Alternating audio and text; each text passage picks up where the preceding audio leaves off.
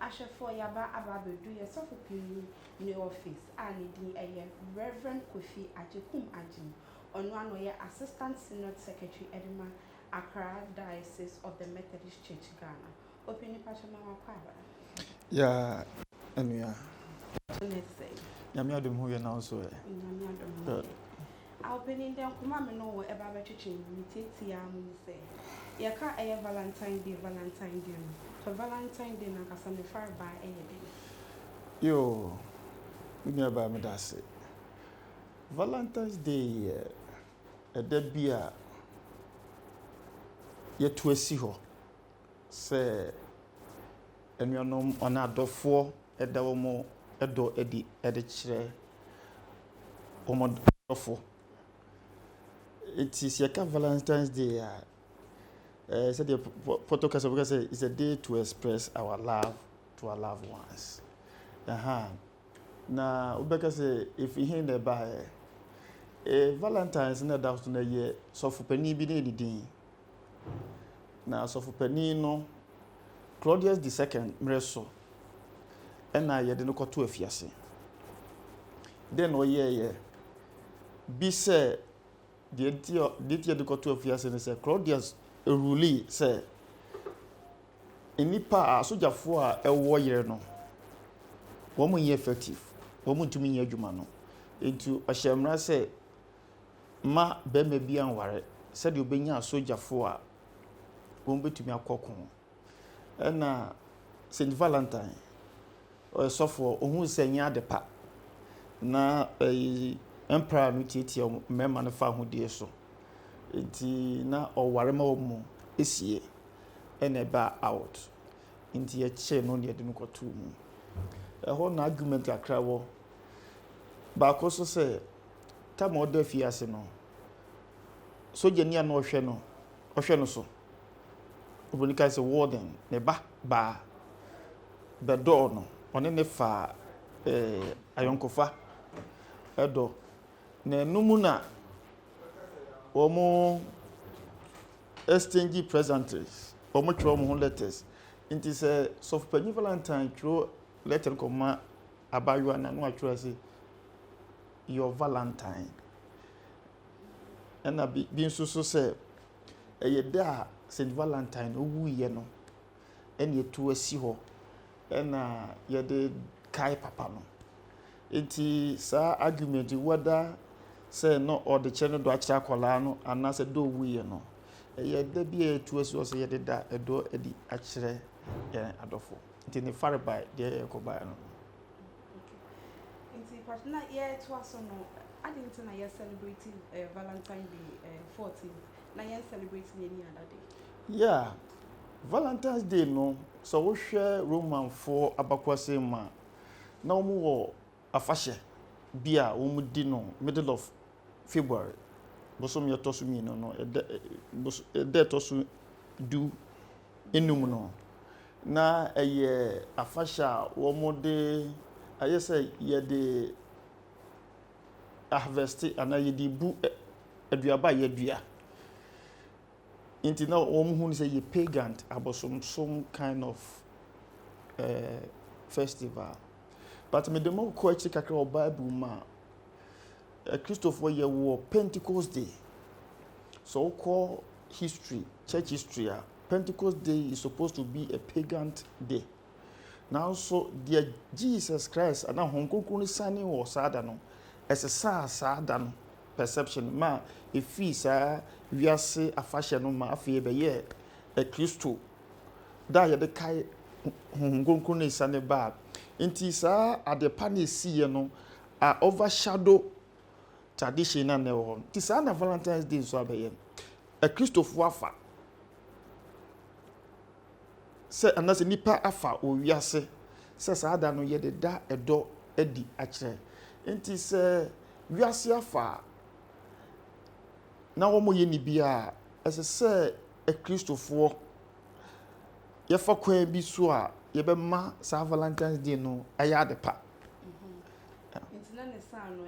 Christopher ye be fa so na ma Valentine be ya de ba. Good. But that's it. So we share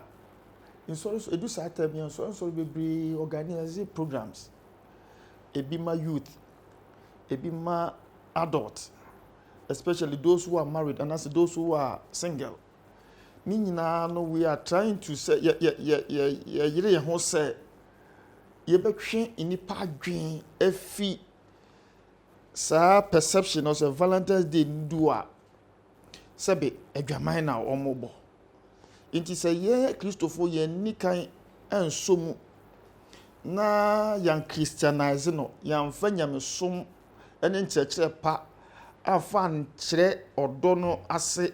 ama nipa ante ase a wobɛhwɛ na asɔrema no ɛde wɔn ho akɔgye mu na afei deɛ ɛnyɛ na wɔn yɛ no wɔn so ɛyɛ den ɛyɛ bi. So we have to Christianize the Valentine. Okay, so openito adi nti na yɛbɛtwɛn sɛ Val's Day anaasɛ Valentine Day ana ansa na yɛbɛkyerɛ dɔ ɛde ama anyadɔfo no. Yeah, sɛdeɛ meka yɛ no abɛyɛ occasion, abɛyɛ festival, afahyɛ. Ɛna afahyɛ biara nso yɛ yearly. So what as Christians, Bible may tell us say de biara no yɛnda dɔ adi. Actually, love and as ɔdɔ ɛne the center fapem ɛwɔ nyamesom mu. Nyame ne di kan da ɔdɔ adi kyerɛ yɛn. Ɛno nti na me ne wo aneyɛte ha. Kristo dɔ ɔdɔ ne di kyerɛ yɛn no. It is said as Christians and as I say a Christofo nkeka yɛ Methodistfo yɛbɛka sɛ Kristo asuafo no.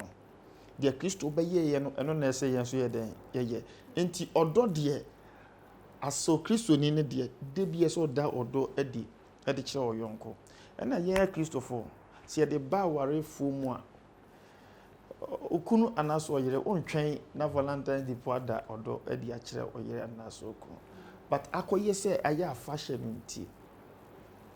sɛ da no du a obɛni bɛka you go extra mile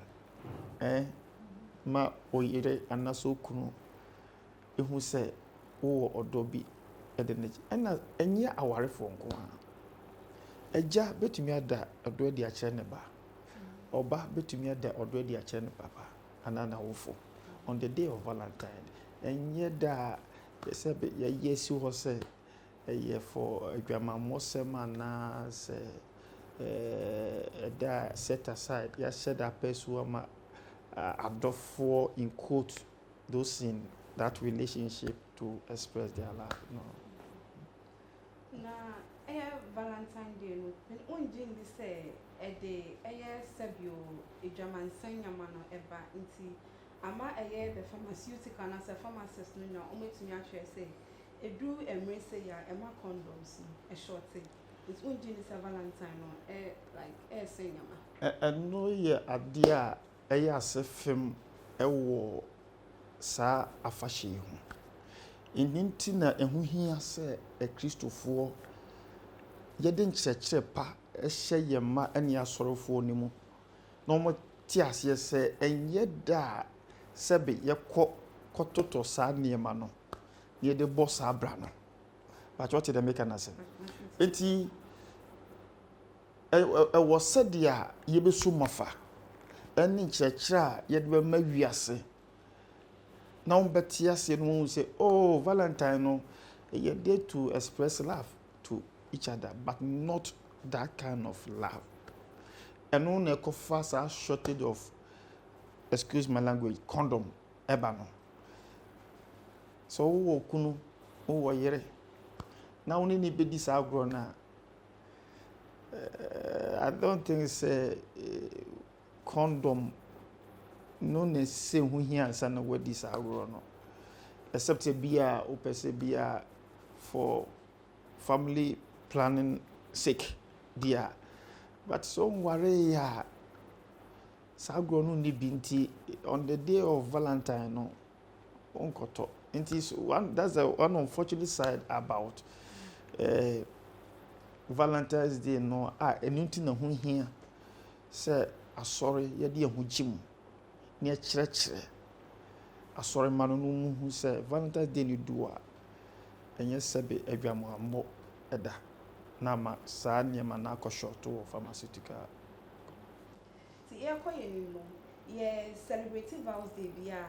deɛ obiara nim so vows de yɛhyɛ red yɛhyɛ atare red mɛka nti yɛ krampo ma hyɛ red and white minimum adekodi nti a ma hyɛ red nti betumi akyerɛ yɛn adekodi nti a yɛ vows de ano yɛsɛ red na yɛde celebrate vows de Unia ba saa asɛm yɛ busɛm deɛ yɛ asresɛm na me mankasa mekai this back be on the vows day I did na me kai kura say vows day because no make us na saa de na me nim na say na me te ho asɛm na me ko full gospel meeting me full gospel ni na saa da no I quite remember na ye ukuada ma share me Lacoste red and ma share me black trousers and na me afam Bible me ko meeting na me nim kura say vows day do a ye share red top or red and black minim ho asem bia etimi nya ba red now yes share na sometimes we do say ekotokofo na ekwakobo ball na but ni nyina mu no occasion bi do a certain color color bi ene no ko say ye hwe Easter Sunday obia hwe white because it signify inkunimdie bisa enti so wo hwe a wo se odo ene koma no ene ekọ ena koma no so akoye se kala kokko bi enti amafo person mo express the heart in physical look so what you say enti o hye kokko na ofo se ne koma odo no odo na di no odo na di ama dipa nyina ehu but though red and white ya fatal amishrawo it's open part here no and the Valentine no e sha say for Friday Saturday e wo ho e free Sunday e free nti next say vows day no ye be di ache nti ne sa no e futo ben e na wo be wo e de anase futo ben e na wo e de ma enkanka e youth na ya ba yo medase udi aba dia meka se nyame sofo ache wiase mansa nyina ehwe dwumadi ne se Valentine's Day no eni ho se eye da ye de bo adwaman enye da ye tuasi wo se chinchinchia esese unya obi ka ho na ne bo adwaman Valentine's Day ni ye da ye da edo edi akire na se wo do di akire obi no nye se se be ne beda ko an na kire se wo kire wo do edi akire no so po bi asem na person da do eje utimi to bibi che no utimi ka che so oh me nua ba ma me pe wasem eno nkire se esese o kosa extra mile no di de meka no se de aka yen no asi efiada ochira me kwasiada wo ho asa na dwoade ya start adwuma enti de meka ne se mummy yehu se ye Christopher eni di Valentine's Day then na Bible ekafa odo ho then na Bible ekafa adwamambo ho then na Bible ekafa saa afasha na surprisingly Bible anka bibia for Valentine ho eni Bible mu na eye ehyehyeye a nipa agye atom inti se wo ko di Valentine no na ye long weekend na fine a good bia papa bi be peso ode na busuafo betu kwan good bia papa bi be peso ode na yere betu kwan good but so nware ya sa agrodie na wo mo dia to Valentine ho no emfa ho hyem ise odo ho hyem a watia Bible isese nti ese mo mi edwen hu se memenda ewo ho SDE fo be kwa so memenda ye other Christian denomination no kwasi ade be kwa so nti o ye bibia kan hu so ye nyamesumni na de chi a obekwa so na o kwa so so wo de adwen fine na ko mam fine etumi akwa akoso nyame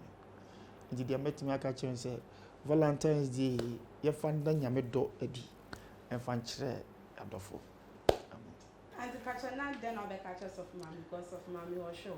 Hey. Expect so be kan crash some or don't send the action. Mami Prissy, hi. Ada Akwafo TV ase so ba me kwan se me fanka bibi nkyere wo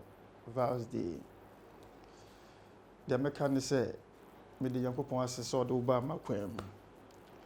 Na odo a wada na di a kire me no. Hu se yen Vows Day ni de bia yedi. But na de any special. Enti de be ka kire se me do. Ya me kan ho. No you fi adom mu kwa adom mu. Ya me hye amen. Amen. Ashafo senior Kayano. Yaba Ababaji Sofupini, Reverend Kofi Ajekum Ajim, Nigerian Tre Edify the Valentine's Day celebration. Into your call, Akaji Ghana for Ajim Tre. Send your Mutia Sibiano. Yedibemamu, Namusume Valentine's Day Nasutre.